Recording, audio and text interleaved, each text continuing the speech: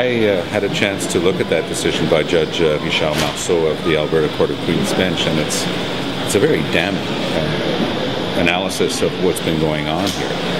To have a judge come out so clearly and to say that there is an absolute breach of the fundamental rules of natural justice in the process simply reinforces the perception of a lot of Canadians in general, and a lot of Albertans in particular, that the dice have been loaded and there's not a fair hearing. You know, we've always said, for example, on the West-East pipeline, we have to have a full, thorough, credible environmental review. Unfortunately, Stephen Harper's been gutting environmental legislation. Nobody believes him anymore.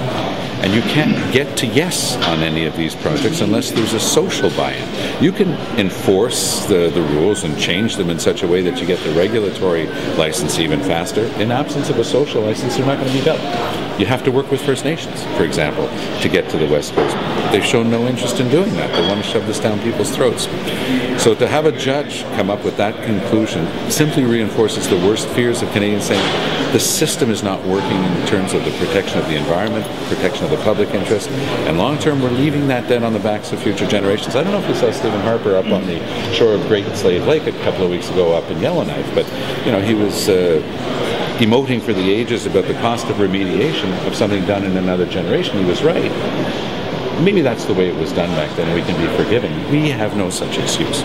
We've got to start including those costs as we go along and stop shoveling that onto the backs of future generations. For Premier Redford, though, I mean, she is sort of searching the world saying we deserve a fair hearing on the oil sands.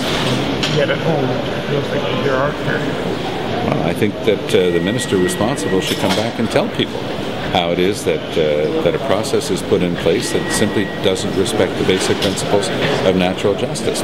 People have a right to know that the environment's being protected.